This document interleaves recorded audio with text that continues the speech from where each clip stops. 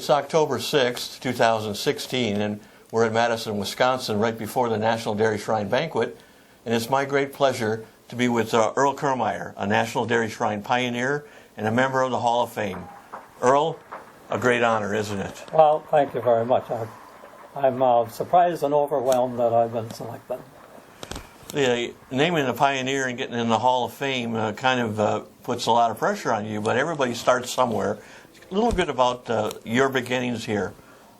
Well, beginning, I was born on a farmhouse like my 8 siblings were, and we grew up actually in the beginning, I think, in a remote area of Wisconsin where our family first got electricity after World War II. So we survived the hard times of the Great Depression, but we've had good fortunes ever since.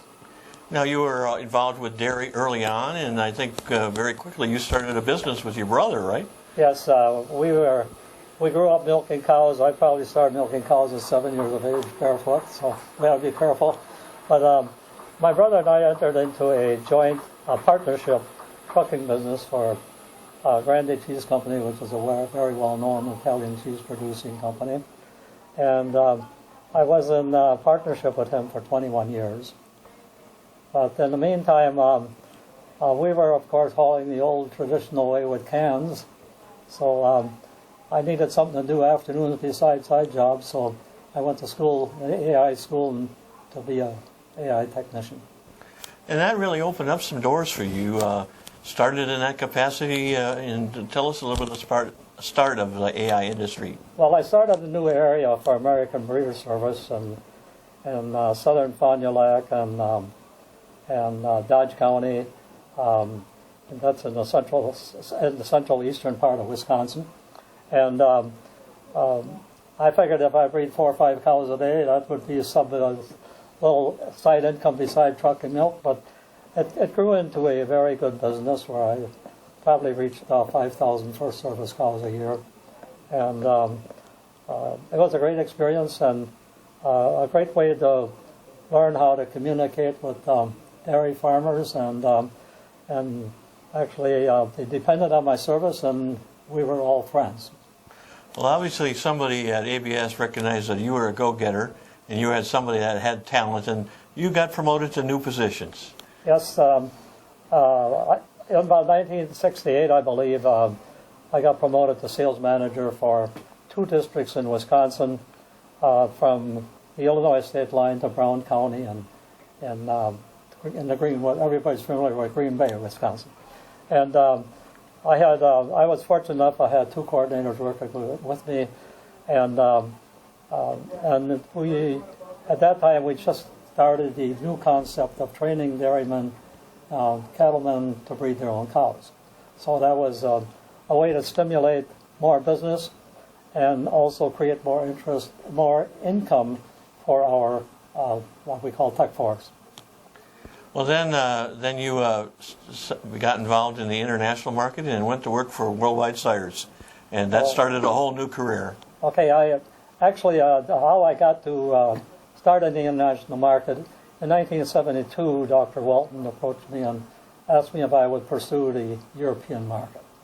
So I worked primarily in Europe, and the acceptance was very great. The business thought would roll along slow, but the acceptance was great. And when I started was at a time when it was new. Europe needed better genetics because they suffered through World War I, World War II, and that affected the fact that in the United States we could continue our breed improvement programs, but that would curtail theirs in Europe. And Germany imported a young bull from the Pabst sale, and his name was Pabst Ideal. And he was used very heavily in the Hanover herd book area, producing liquid semen. They're used heavily.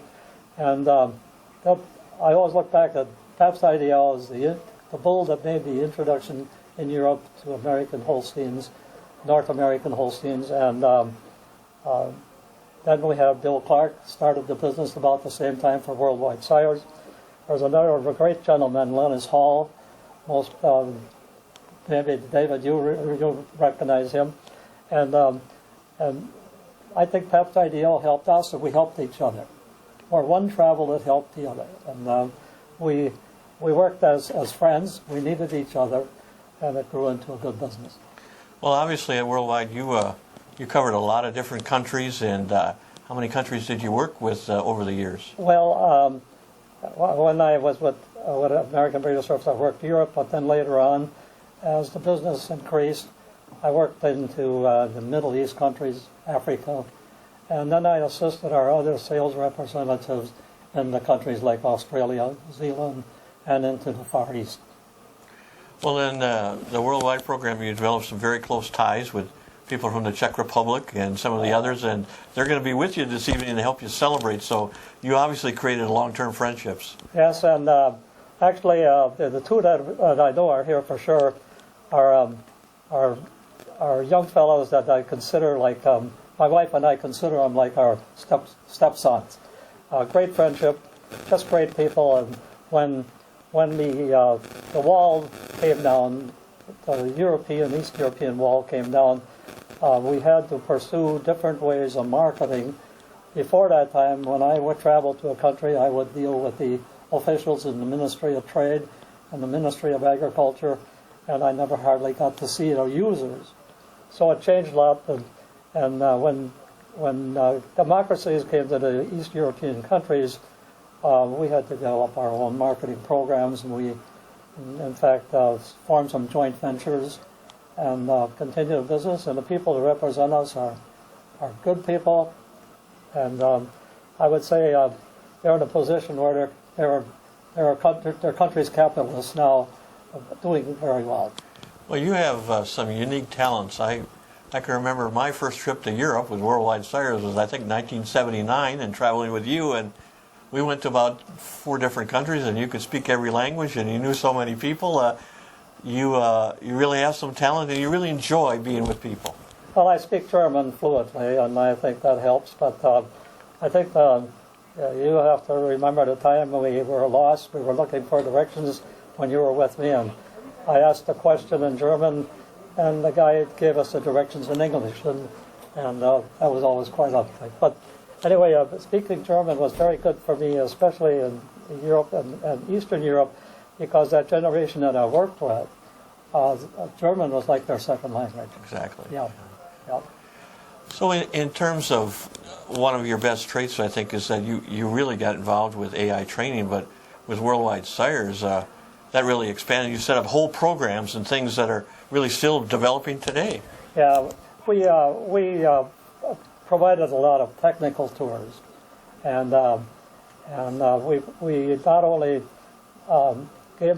sold them the semen that would benefit their breeding programs, but what we did, we also brought them to the United States to gain technical knowledge regarding feeding, cow care, and everything related to dairy cattle breeding.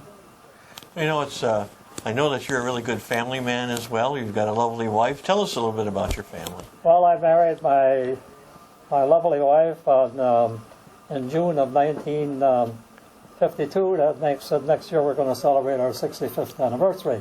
All we got to do is keep on breathing on that till that time.